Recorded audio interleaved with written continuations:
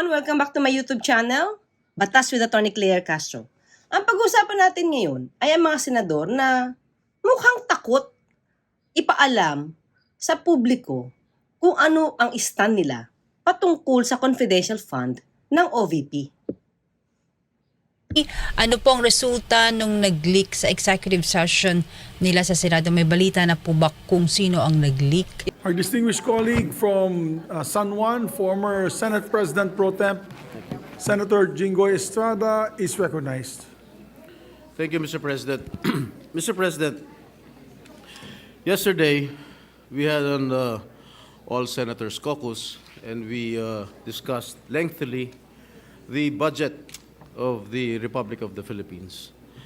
And just before we entered this august chamber, much to my dismay and much to our dismay, there was a news report that identified 8 or 9 senators, and there were names on that list, 8 or 9 senators who wanted to restore the confidential and intelligence fund of the Vice President and the Department of Education. And I wish to tell the people of the Philippines that there was no votation that happened yesterday with regard to the intelligence fund of the Vice President and the Department of Education. In fact, we had an executive session. And I do not know who of our colleagues who scooped or leaked our conversation to this media outlet. I have been a senator here for more than 10 years. And this is the first time that I encountered a scoop or a leakage. I do not know. I do not want to name names. This is a violation of our rules. And the majority floor leader will expound it later. Mr. President, we discussed lengthily for almost 2 hours the schedule, etc., of the budget of the Republic of the Philippines. We never touched or we never voted with regard to all the intelligence fund or confidential fund. In fact, we agreed unanimously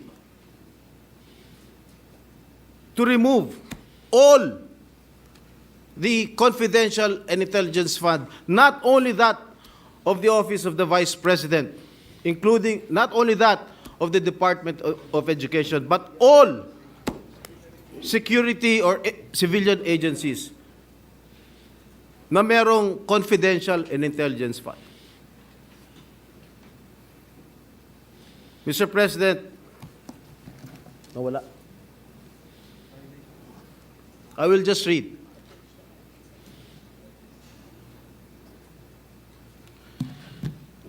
Sino mga pangalan? Ilalabas pa ba yun? Diba? Oo. Kahihiya nila yun. Oo. And ito lang sa akin mga kayubi habang ina-analyze ko siya, alam mo, kung nag-leak yun, di ba dapat na, syempre sabi nga natin, mali. Yung executive session, kung ano yung resulta dito na nag-leak, mali. Kasi yun yung rules nila, di ba? Dapat walang lalabas. At sabi nga Senator Jinggoy Estrada, yung pag-leak daw na yun, ng mga pangyayari sa executive session, it puts their names in bad light.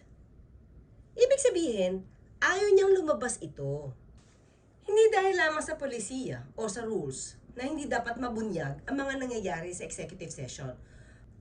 Pero mas nag-aalala siya na magkaroon ng negative impact na lumabas yung mga pangalan ng mga senador na sumasang-ayon na ibalik ang confidential funds ng OVP. Isa-isahin nila dyan. Sino? Kasi ang maglilik niyan, partner, ang maglilik niyan, hindi kakampi ng confi funds. Okay. Diba? Hindi kakampi ng kumakampi sa confi funds. O baka naman sadyang chismoso lang ang nag-leak nito. So, sino-sino ba ang masasabing chismoso sa Senado. Mhm. Ang purpose na nag-leak niyan, ipakita sa tao kung sino ang gusto pang magbigay ng confi funds kay VP Sara. Yun na. Eto, yung naglabas niyan, Mm. gustong ilagay itong mga ito na senador in a bad light. Mm-mm. Pero ito naman tanong ko, partner. Kung totoo naman na kayo ay maka-confi funds para kay VP Sara, you have to be proud. Of course. Hindi nyo kailangan magalit. Bakit? Kasi alam nyo na dapat to bigay. Oo. Huwag kayong, di ba? Huwag kayong magdepende kung ano sasabihin ng tao. Kasi nangyari, partner, ayaw nilang i-leak, ayaw nilang sabihin na ito yung gusto namin. Kasi baka sila makondena ng taong ayaw sa confi funds. First on the list, Senator Robin Padilla, Christopher Bongo, Ramon Bong Revilla Jr., Ronald Bato de la Rosa, Jinggoy Estrada, Lito Lapid, Francis Tolentino, and Cynthia Villar. They are putting us in a bad light, and I condemn this. Hindi, the damage has been done. Lumabas na yung balita niya, nasira na kung sinong dapat masira, but I don't care kung masira ang reputasyon ko. Oo. Diba? Dapat, matapang kayo. Diba? Dapat may BALLS kayo. Diba? Kasi, yun yung gusto nyo, di ilaban nyo. Kung kaya nyo ilaban, di i-push nyo. Correct. Tama, Diba? attorney. Bakit bigla kayo matatakot na, hindi naman yan na naging resulta? Ay, teka lang. Diba? Una, ang tanong ko, gusto nyo ba ng confi funds? Dahil sa politika lang? Tapos hindi nyo naman pala maja-justify? Oo. Kung hindi nyo maja-justify, di wag kayong sumang-ayon. Tama. Kung magja-justify nyo yung confi funds ng OVP, di go. Correct. Bakit nyo naman ikakahiya? Tapos bigla nyo babawiin? Ay, hindi tama yan. They said that the account is not accurate and that is not what transpired in executive session. I hope, Senator Jinggoy, you and I will not be sanctioned for saying part of what happened, as you said. It was the unanimous consensus of the members of the Senate in executive session. So this is not the facts contained in the article, Mr. President, Your Honor, is not a leak. Chismis yun. Dito, sinasabi ni Senator Chis Escudero na wala naman daw talagang nag-leak. Kung ano man ang naibalita, chismis lang yun. Kung totoong chismis ito at wala itong katotohanan kung ano man ang naibalita, bakit nag-aalboruto si Senator Jinggoy Estrada? So there is no leak to speak of really with respect to what truly transpired in the executive session. An attempt perhaps to create a story about it. Senator Chis Escudero, nagsasabi ka ba niya ng totoo? O pinapalabnaw mo lang yung nangyaring pagbubunyag sa mga naganap sa executive session? But I confirm the statement of the good Senate President and the Senator Jinggoy that it was the unanimous position of the House, what Senator Angara will be sponsoring today and the other vice chairpersons. That was the unanimous position of the Senate and all the members of the Senate. Pero Senator Chis, pakinggan mo kung ano sasabihin ni Senator Coco Pimentel patungkol sa mga napag-usapan sa executive session. Binanggit niya at pinatotohanan pa ang kanyang mga sinabi at kulang pa nga daw ang na-report. Paano ba yan? Senador kayo, leader kayo, kung ano yung pinaninindigan nyo, ituloy nyo. Correct. Kahit ano sabihin pa ng tao, Ituloy nyo yun. ituloy nyo yan. Oo. Diba? Oo. Ayaw nyo mabash ng tao, gusto nyo lagi, good faith ang mga itsura nyo. Pero behind our back, iba ginagawa nyo. Oo. Diba? Yun lang. Oo. Sa Spaceman, ayan. Marvin, good evening, bro. Sabi Marvin Ramos, Tal Attack, ayan. Angela Gonzaga, good evening, Attorney Claire and Miss Jen. Si Datoron, tinitira na naman si VP Sara. Diba? Ito na nga, diba? Sabi ko nga, partner. Kung pakiramdam nila, diba? Ang OVP kailangan ng, buti nga, di na nga kinuha siguro nga, ayaw na makiano ni VP Sara, kaya sige na, hayaan na, gano'n na lang eh. Pero di ba kung kaya nyo nga ilaban, di ba, huwag nyo ikahiya. Di ba dato ron? Huwag nyo ikahiya. Eh, di ba parang ikinahihiya nila eh. Oo. Tapos mag-executive session pa kayo, ilabas nyo. Ano yung tama? Ano yung mali? Oo. Harapin nyo eh, bakit kayo nagtatago? Correct. Yung mga ideas nyo, yung mga nasa puso nyo, tinatago nyo behind executive session. That's wrong. That's wrong. Sabi ni Mark Joseph Gabriel, attorney, may penalty po ba ang mga senator na nag-only contempt? The call of Senator Jingo Estrada that yung source nitong news na ito, if it is a politiscope, he has to be called before a hearing para malaman natin kung sinong source niya. At kung hindi siya magsabi ng totoo, I will be the first one to move for the citing in contempt of that media personnel, Mr. President. Ikulong natin yan kung ayaw magsabi ng totoo. Mr. President, this is not a laughing matter. This is serious. Filipino people are watching us right now. Sabihin nila, ganyan na pala Senado ngayon, hindi ba pagkatiwalaan? Sila lang nag-uusap. O ito na naman si Senator Bato de la Rosa, ang mahilig magpa-contempt. Sa bawat issue, hindi niya nagugustuhan yung mga hindi pagsagot-sagot sa mga katanungan nila. Only contempt ang naibibigay. So ito na naman, may panakot na naman siya ng contempt. Siyempre, ano ba ibig sabihin kapag ikaw ay na-cite in contempt? Eh di kulong sa baba. Para lang mapilitan kang magsalita. Pero nakalimutan niya ba na kapag ka media, eh meron niyang privilege. Yung sinasabi nating confidentiality. So hindi sila pwedeng puwersahin na pangalanan ang kanilang mga sources ng kanilang mga nire-report. So kahit kayo ay may power bilang senador na mag-cite in contempt, sinabihan na kayo na ang inyong power of contempt ay limitado.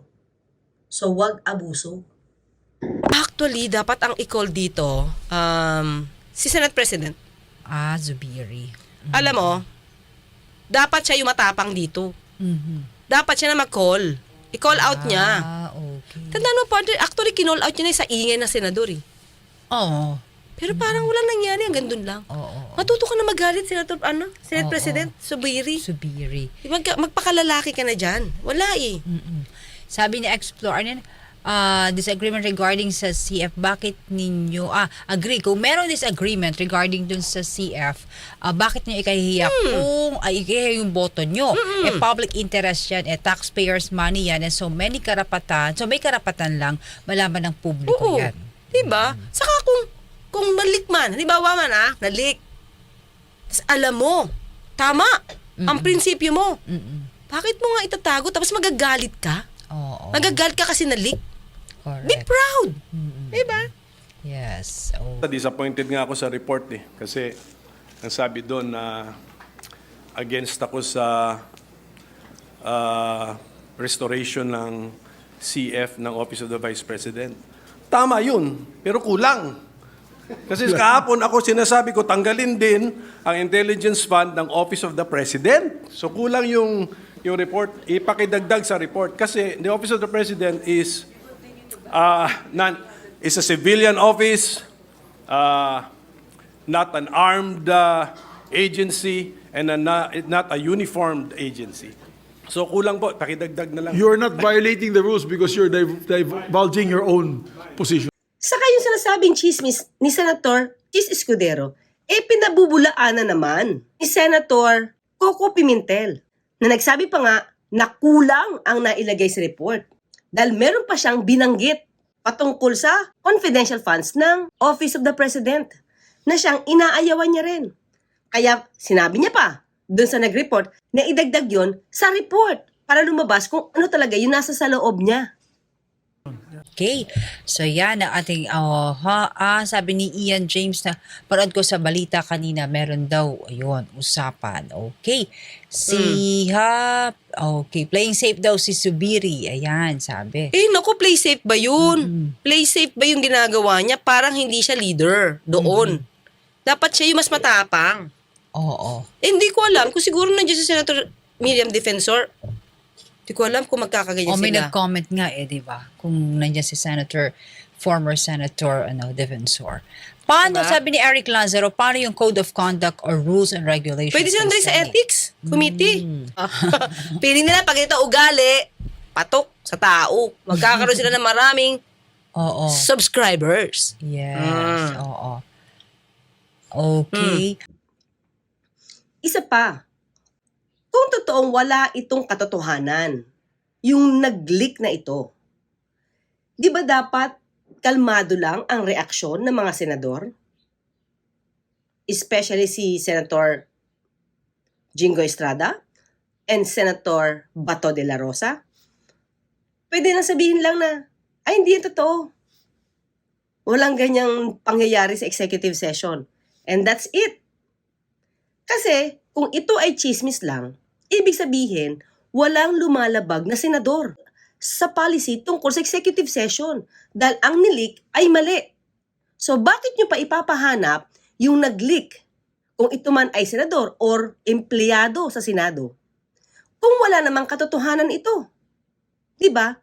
Logic says, kapag hindi totoo, ibig sabihin, mali ang nalik.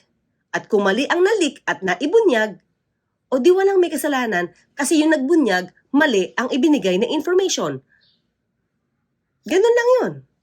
Pero bakit kailangang dalhin pa to sa plenary session? Paano, partner? Okay, ako to. Maraming salamat. Hanggang bukas po. Ako po si Radyo Man, Jenny Pahilanga. Hanggang bukas magkita at magkarinigan tayo. Ako po sa Tony Claire Castro, nagpapalalang, huwag tulugan ang inyong karapatan. Bukas po alas 7:30 hanggang alas 9 dito pa rin po sa programang Usapang Batas.